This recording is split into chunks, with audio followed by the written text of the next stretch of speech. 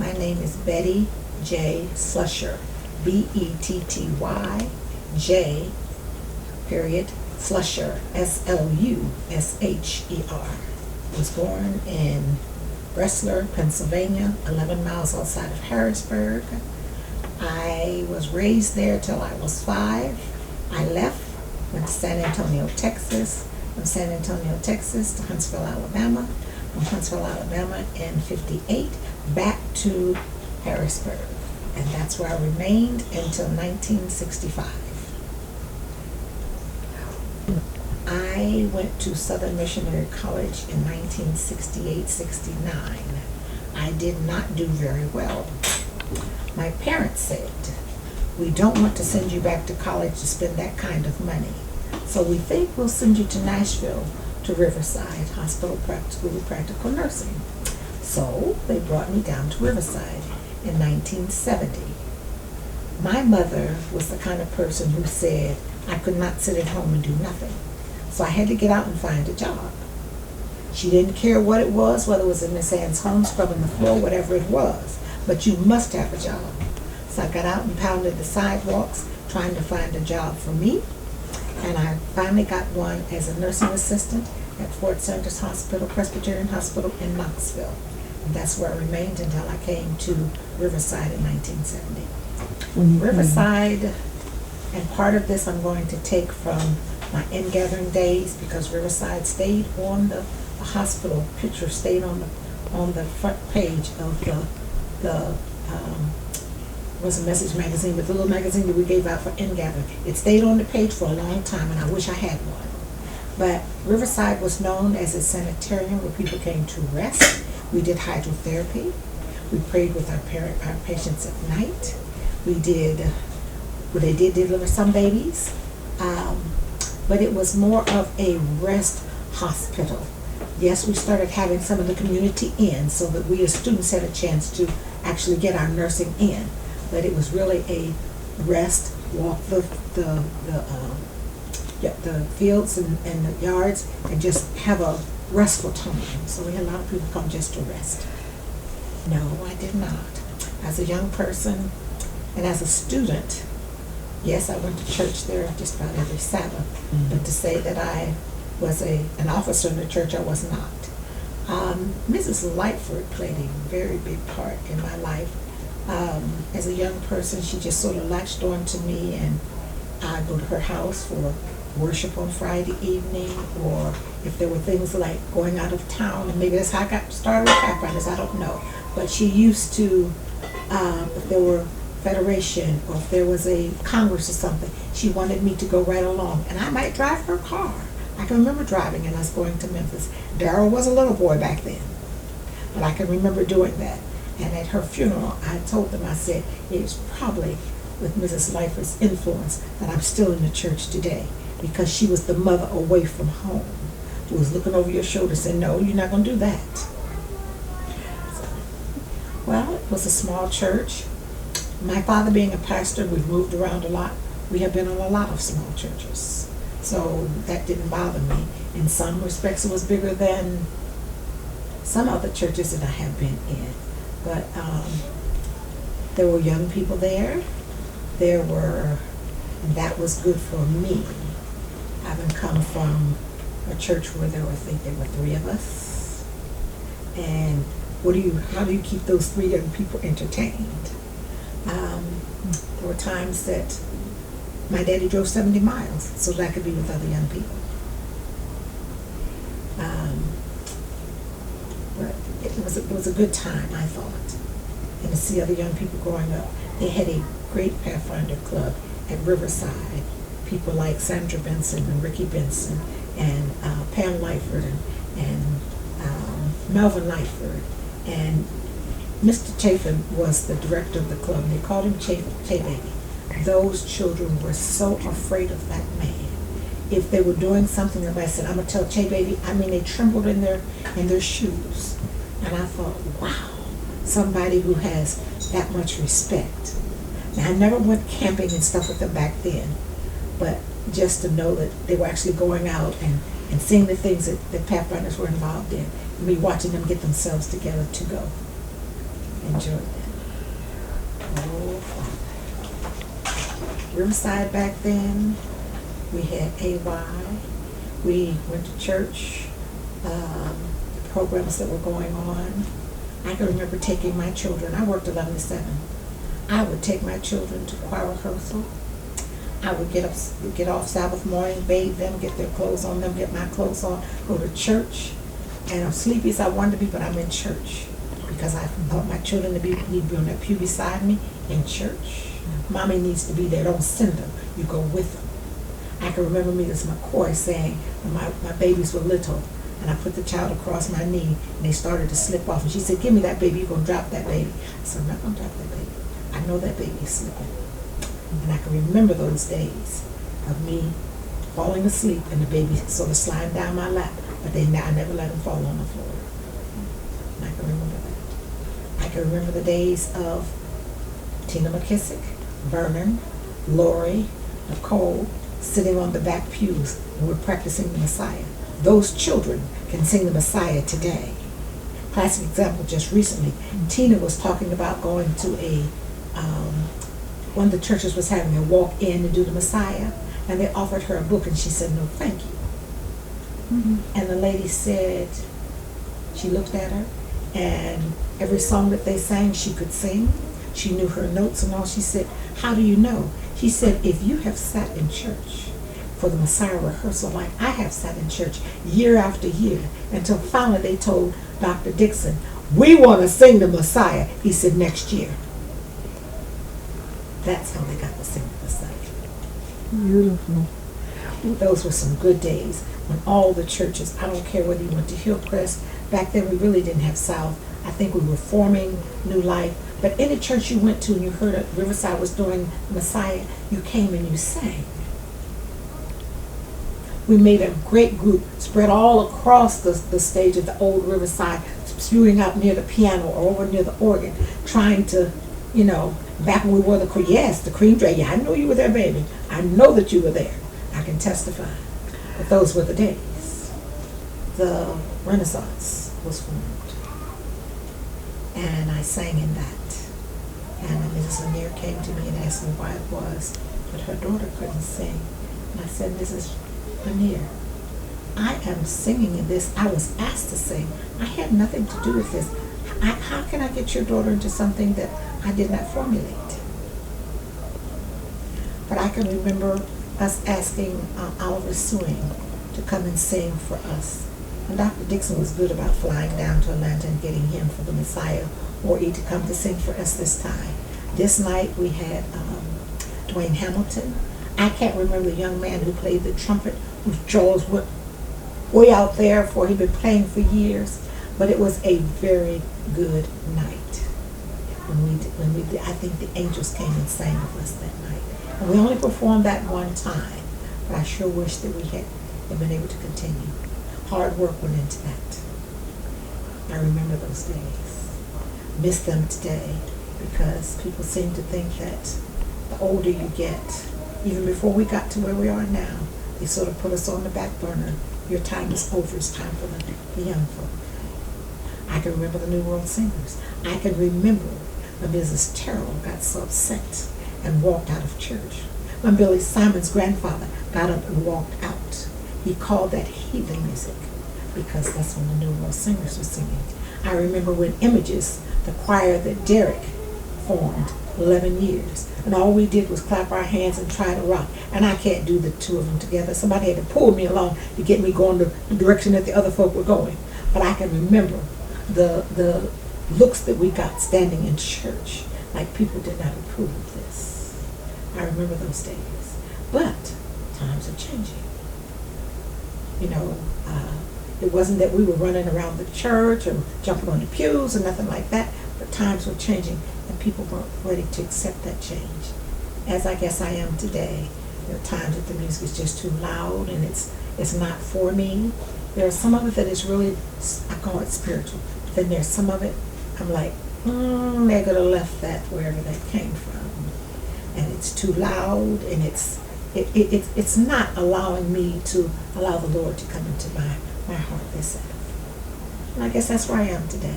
But times are changing. in my travels, people ask me where do I go to church, and I tell them I go to Louis. Oh, you go to that big church. Oh, so and so is your pastor.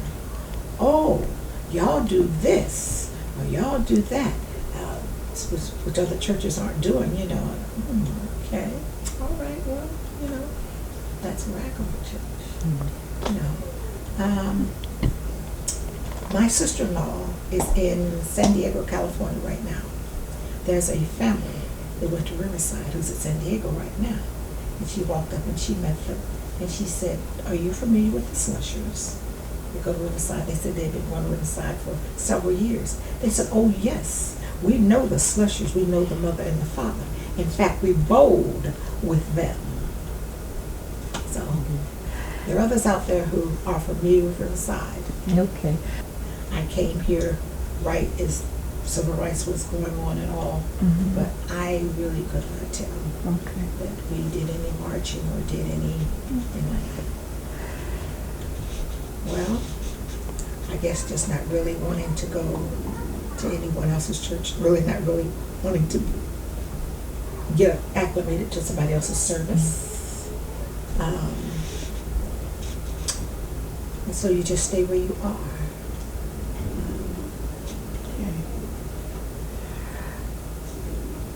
My testimony would be, well, I guess I'll tell you a story.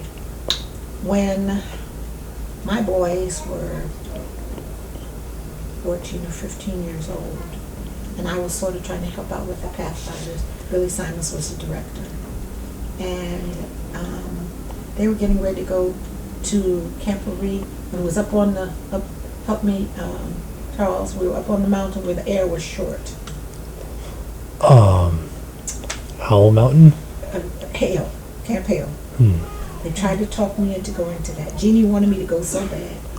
I wouldn't do it. I wouldn't get my funds together. I didn't go. And after they came back and they talked about it, I missed it. So it just, I felt I should have gone. I should have been there. My children didn't go, but the others talked about how good it was. They talked about the air was light, but I should have gone, and I made up my mind from then on. I'm going to go. When these children travel, I'm going to be there, and I'm going to go where they go. Well, shortly thereafter, Billy stepped down. They were going to move away. And he said to me, I need you to take the club. And I'm thinking, no, I'm not going to do that. But what are my children going to do? My boys. What's going to happen to them? So, yes, I stepped in. I went to the conference office, and I talked to Elder Edmund, who was the junior youth leader at that time. He said, you need to attend any meeting that they're having that deals with young people. I've been to Denver, Colorado, to a meeting where they were talking about young people. I went to Atlanta when they first formed, what was that symbol now? It's a world symbol. But I went, and I left here on a Friday night, and I drove till I got tired. I put up in a hotel, and then I went on to Atlanta to this meeting. Some of the folk from Hillcrest called my house to ask about was I going, and my husband said, she's already gone. But when Elder McCoy found out that I had gone to that meeting, he refunded my money because I seemed to have been one of the only people. I was South Central who went to that meeting. It was a North American meeting that was being held in Atlanta, but I was one of the only people who went, and he refunded my money. And that made me feel good to think that you knew about it and you thought enough of me. Could probably have been. So, but yes, he did that. I want people, as my husband was saying, when I think back to people like Elder Simon. Elder Simon was the administrator of the hospital when I came there as a student. I can remember Elder Winston. Can you talk a little louder, just so Elder N.G. Simons was the administrator of the hospital when I came to Riverside. He was also in the nursing school, and I can give you a bad thing that happened there. Just before graduation, we were sitting in one of the young ladies' dorm room, and they were talking. And some were talking bad about him, and I was just sitting there. When I knew anything, he filled the doorway. And one young lady, she just fell back and started laughing. He didn't say a word. He turned around and walked out. He went to Mrs. Chafin, who was director of the nursing program, and told her that he wanted us suspended. In fact, he wanted us out of the program. She said, you can't do that. It's 2 weeks before graduation. You can't do that. He said, well, get them off campus for a week. Okay, they did that. I went home, back to Knoxville, and I cried my eyes out. My mother said, well, what's wrong? I said, I have been suspended for a week. She thought I said that I was pregnant. I said, no, I've been suspended. Here we are 2 weeks from graduation and I'm suspended. Well, you were suspended, but you had to come back and make that term up, which was not a good thing.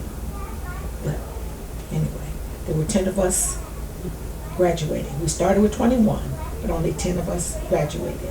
And had we, I think it was 5 of us there, been put out of the program, the class would have gone down to 5. I was a valedictorian. My girlfriend was a salutatorian, or it could be the other way around. But that's how it went. And this would have really have messed up this nursing program, this class. So, as I said, I came to Nashville in 1970, left in 71, went back to Knoxville, went back to the hospital I had been working at, this time as an LPN. I worked in CCU, which was step down cardiac care. I worked in, back then, you didn't have intensive care split out as you do today. SICU, MICU, NICU. ICU is just ICU. There might be a neuro patient over here, a heart patient over here, whatever. That's just the way it was. And I worked in that unit for a while. It was almost over a little bit of a year. I had some friends that did not look like us who said, oh, BJ, let's go to Nashville. I didn't have anything to keep me in Knoxville. Packed up my junk and I moved to Nashville. Well, I got out and found me a job. I went to Baptist to apply for a job. And when they asked me where I graduated from school, I said, from Riverside. Oh, you don't have to tell me anything else. Riverside was that well known. The nurses from Riverside are good nurses. They are dynamite. They know their stuff. No questions asked. Like hired on the spot. Worked 11 to 7. Worked all over the hospital. I worked 7 Central South, which was urology. People who looked like me didn't want me there, so the supervisor had to find me another home. They decided to put me on 3400, which was the oldest unit in the hospital. When you passed through the doors, you could smell the fungus, the mold. I guess it was some water buildup in the wall or something. But we had double bed, semi-private rooms there, and we had one room that was 4 beds. We got the prisoners. Okay, it was nothing for your prisoners to be chained to their bed at night. You went in there at night, administered medicine, whatever you needed to do. I had some nice stories from there. Somehow, I don't know how the one inmate got loose, but he did. And he went, the back door was right across from their room. He went down those steps. There was a nurse working with me named Thelma Stinson. I don't know what made her follow that man down those steps. She followed him down the steps. And when she got to the bottom, he started out the door, he turned and he looked at her. She stood there. No words were exchanged. He went out the door. I told him he could have killed you in that stairwell. Why did you follow him? I wanted to see where he was going. Have you lost your mind? I don't know where he went. I don't know if they were caught him. But she followed him. I had another one where I too, during the night, they came and said, BJ, we smell smoke. We're on the 3rd floor of the hospital, over the emergency room. Baptist Hospital. Baptist Hospital. Well, I went back there and I searched for it, and I could not find it. I could smell the smoke, but I could not find it. Well, another time, a little bit later, I could still smell the smoke. This time I had the patient get up. I tore his bed apart. That was back with the wire frames to the bed. Single mattress on it, nothing on his bed. Went through his drawers, nothing in his drawers. There was a princess chair in his room, and he had sat in that chair. And somehow, during the night, the cigarette had gone down like in here. And it was just down in there smoldering. When I put my hand down in there, my hand, fingertips about got burnt. So I picked up the chair, walked out of the room with it, down the back steps, all the way down the steps, took it outside and sat it on the asphalt. Now, I have a fire extinguisher on my floor. My mind did not register to go get that fire extinguisher. Let's remove the source. And that's what I did. I took the chair out of the building, put it on the ground outside. I didn't think about no fire extinguisher till that morning and report. They said, but you got a fire extinguisher. Who thought about a fire extinguisher? Get rid of what's going to cause us. I can't carry these patients out of here. My responsibility is if there's harm here, I'm supposed to remove all my patients from this wing. I can't carry them. So what am I going to do? So I got rid of the chair. My brain just didn't focus on that, and my nursing career just went there. Refresh my memory as to your school and your education regarding nursing. I did LPN program and finished it. It was 13 months back then. It's a year today. I have, down through the years, I guess I have 60, better than 64 credits toward RN. But it has never worked in my favor to do it. I have tried to go from LPN to RN and it has not worked in my favor. So I leave it alone. The Lord must say, that's enough of that. Just move on. You have done what you're going to do and you've done some good things. Just leave it alone. I have something else I want you to do. So it's okay. Do you feel that was your calling, nursing? Nursing, I do. I had wanted to be a nurse since I was 5 years old. So my biological mother died when I was 5 of cancer. And I have cancer today. Not the same, but and I felt like I wanted to help others. And so, how are you applying the medical knowledge to your situation today? How has that been helpful? well, I have a sister that's an LPN. I don't know if I was the LPN first or she was. She's my older sister. When I told her I had cancer, she said, I don't want you to get on the computer and read all that they say about cancer. I want you to go to James 16, read it, close it, put it in your heart, and leave it there. Do not go out there searching the computer, and I have not. When I've asked them about my cancer, and they cannot tell me anything about it, it's rare, it's fairly new, it affects, it's ileomyosarcoma, it affects the myelin, which is what lines your blood vessels, your heart, any blood vessel throughout your heart. This is not something that you can say went into one organ and we can cut that organ out, and no, it's not like that. It is for me at this time, it's hitting me right here abdominally. It has affected both hips. As I told you a year ago, they took the top of this hip because of it.